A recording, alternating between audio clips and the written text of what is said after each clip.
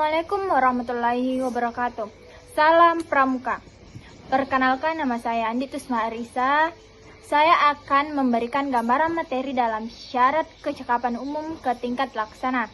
Baik, saya akan memberikan materi pada poin 8, 10, 11, 12, 14, dan 15. Pada poin 8, pernah memimpin kegiatan di tingkat Ambalang. Saya pernah memimpinnya itu seperti upacara pembukaan, upacara penutupan, kerja bakti baik di masyarakat maupun di Ambalan. Adapun poin ke-10, dapat memimpin kelompok dalam menampilkan salah satu jenis kesenian daerah. Alama sea mua tauna ompori sesekale nasabari wetu baicuna dek memana engka nak guru baicu tamitu nawadi siseng nareko matoani masusani nasaba maraja nawanawani andrange poletoni kutue. Adapun poin yang ke-11, dapat menjelaskan isi AD dan ART Gerakan Pramuka kepada Ambalan. Sebelumnya, kalian pasti bertanya, apa sih itu AD dan ART? AD adalah anggaran dasar dan ART anggaran rumah tangga. Anggaran dasar dan anggaran rumah tangga Gerakan Pramuka secara umum dibuat guna sebagai petunjuk pegangan penyelenggaraannya sebagai semua aktivitas Gerakan Pramuka yang harus dilakukan, ditaati, dan yang paling terpenting bahwa AD/ART Gerakan Pramuka untuk dibutuhkan situasi dan bangsa Indonesia pada saat ini. Isi AD dan ART di dalam Pramuka adalah sebuah dasar dan aturan baku bagi pelaksanaan suatu organisasi pramuka yang mencerminkan suatu aspirasi, visi dan misi Gerakan Pramuka tepatnya di Indonesia. Isi anggaran dasar yang pertama, bab 1, nama, status, tempat, waktu, dan hari Pramuka. Bab 2, asas, tujuan, tugas pokok, dan fungsi. Ketiga, bab 3, sifat. Bab 4, pendidikan kepramukaan. Bab 5, organisasi. Bab 6, musyawarah. Bab 7, atribut. Sedangkan isi anggaran rumah tangga. Lambang Gerakan Pramuka adalah tunas kelapa, berisikan tentang pembahasan bendera Gerakan Pramuka, panji Gerakan Pramuka, gerakan pakaian pramuka. Selanjutnya adapun poin ke-12, dapat menjelaskan di muka umum tentang sejarah kepramukaan Indonesia dan dunia. Pertama-tama, sejarah pramukaan di dunia. Sejarah pramukaan di dunia pertama kali dimulai saat Baden Powell menuliskan pengalamannya dalam buku Scouting for Boys pada tahun 1908. Buku tersebut dibuat untuk panduan acara perkemahan dirintisnya pada tahun itu. Buku ini sangat laris bahkan di luar Inggris sehingga mulai bermunculan organisasi-organisasi pramuka yang ditujukan kepada anak laki-laki saja. Pada tahun 1912, Baden Powell bersama adik perempuannya Agnes mendirikan organisasi pramuka untuk wanita. Pada tahun 1916 mulai berdirinya organisasi pramuka untuk usia siaga yang diberi nama KAP, Anak Serigala. Dan pada tahun 1918 kemudian berdiri organisasi Rover Scout yang ditunjukkan untuk kelompok remaja berusia 17 tahun. Baden Powell menerbitkan kembali bukunya Rovering to Success pada tahun 1922 yang berbicara tentang seorang pemuda yang mendayung sampahnya menuju pantai kebahagiaan. Tepatnya pada tanggal 30 Juli 8 Agustus 1920 di Olympus Hall, London, kegiatan Jambore Dunia pertama kali diadakan dan diikuti sebanyak 800 peserta dari 34 negara. Dalam kegiatan tersebut, pada akhirnya Baden Powell dinobatkan sebagai Bapak Panji Sedunia.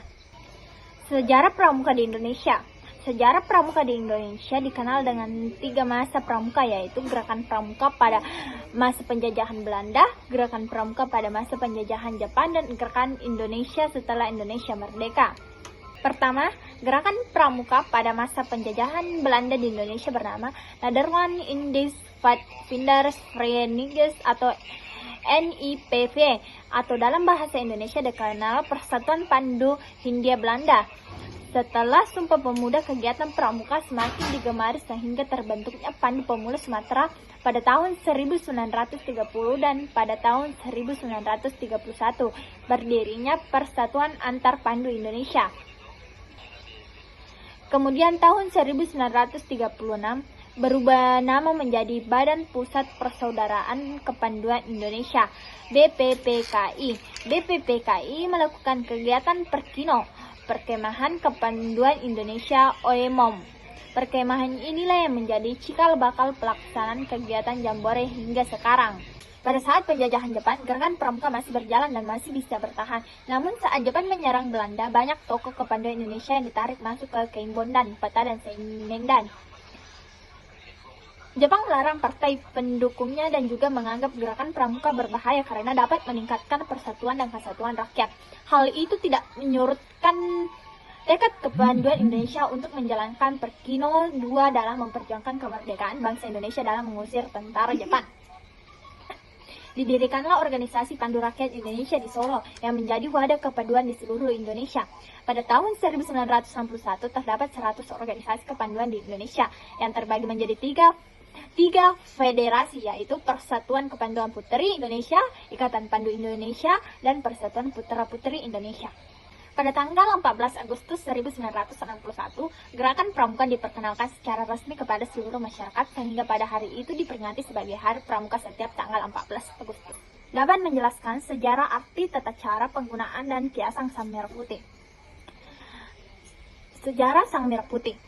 Bendera nasional Indonesia adalah sebuah bendera berdesain sederhana dengan dua warna yang dibagi menjadi dua bagian secara mendatar. Warna diambil dari warna Kerajaan Majapahit. Sebenarnya tidak hanya Kerajaan Majapahit saja memakai bendera merah putih sebagai lambang kebesaran. Sebelum Kerajaan Majapahit, Kerajaan Kediri telah memakai panji-panji merah putih. Selain itu, bendera perang Sisingamaraja dari tanah Batak pun memakai warna merah putih sebagai warna benderanya. Berbagai pedang kembar warna putih dengan dasar merah menyala dan putih. Warna merah dan putih ini adalah bendera Sisingamaraja ke-12. Dua pedang kembar melambangkan pisau gajah, dompak pusaka raja-raja Sisingamaraja yang ke-1 sampai ke-12. Di perang di Aceh, pejuang-pejuang Aceh telah menggunakan bendera perang berupa umbul-umbul dengan warna merah dan putih. Di bagian belakang diaplikasikan gambar pedang, bulan sabit, matahari, dan bintang serta beberapa ayat suci Al-Quran. Di zaman Kerajaan Bugis Bone, Sulawesi Selatan, sebelum Arum Palaka, bendera merah putih adalah simbol kekuasaan dan kebesaran Kerajaan Bone. Bendera Bone itu dikenal dengan nama Worong Porang pada waktu Perang Jawa 1825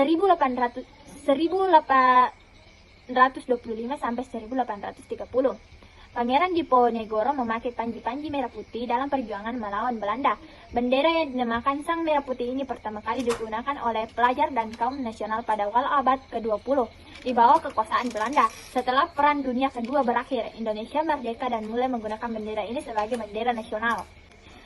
Sang Saka Merah Putih merupakan julukan kehormatan terhadap bendera merah putih negara Indonesia.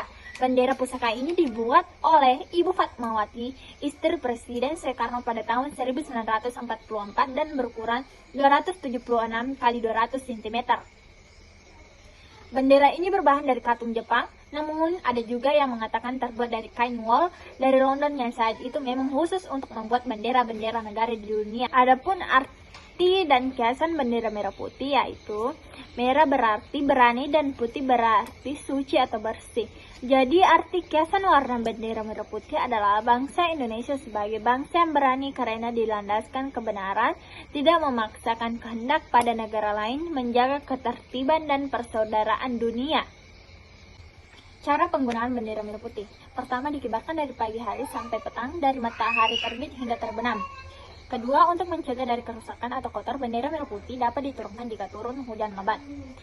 Ketiga, bendera merah putih dikibarkan selalu lebih tinggi dibandingkan bendera-bendera organisasi lainnya, bendera pramuka, bendera kepanduan, bendera OSIS, dan sebagainya. Bendera merah putih dikibarkan sejajar jika dikibarkan dengan bendera negara lain. Bendera merah putih dikibarkan selalu paling kanan jika dibuat untuk hiasan atau lain-lainnya. Warna merah diterapkan di sebelah kanan warna putih. Bendera merah putih tidak boleh kotor, digambari, dicoret-coret. Bendera merah putih tidak boleh menyentuh tanah. Bendera merah putih selalu disimpan di tempat yang baik. Yang terakhir, poin ke-15 dapat menjelaskan peran Indonesia dalam organisasi ASEAN dan PBB. ASEAN. Peran Indonesia dalam ASEAN sebagai salah satu negara pendiri ASEAN. Indonesia memiliki peranan penting dalam menjaga stabilitas dan kerjasama antara negara-negara anggota ASEAN. Indonesia juga menjadi tuan rumah ASEAN dan berbagai pertemuan tingkat tinggi lainnya dalam rangka memperkuat kerjasama di antara anggota ASEAN. Selain itu, Indonesia turut aktif dalam berbagai kegiatan di bidang ekonomi, politik, keamanan, dan sosial budaya. Indonesia juga memiliki kontribusi penting dalam memajukan pembangunan dan integrasi ekonomi ASEAN melalui pelaksanaan berbagai program kerjasama seperti ASEAN Economy Community yang bertujuan untuk menciptakan pasar tunggal dan basis produksi yang lebih kuat di Asia Tenggara. Adapun peran Indonesia dalam PBB. Peran Indonesia dalam Perserikatan Bangsa-Bangsa sebagai anggota tetap Dewan Keamanan PBB dan salah satu negara yang terlibat aktif dalam kegiatan PBB, Indonesia memainkan peranan penting dalam menjaga perdamaian dan keamanan dunia serta mempromosikan kesejahteraan global. Indonesia terlihat dalam berbagai misi PBB di seluruh dunia seperti dalam penyelesaian konflik di Timor Leste, Afghanistan, dan Lebanon. Indonesia juga terlibat dalam kegiatan penjaga perdamaian PBB di berbagai negara seperti di Sudan, Liberia, dan Kongo. Selain itu, Indonesia juga turut memperjuangkan isu-isu global yang penting dalam berbagai forum PBB seperti isu perubahan iklim, penanggulangan bencana alam, dan hak asasi manusia. Hanya itu yang dapat saya sampaikan. Mohon maaf atas segala kekurangan. Wassalamualaikum warahmatullahi wabarakatuh.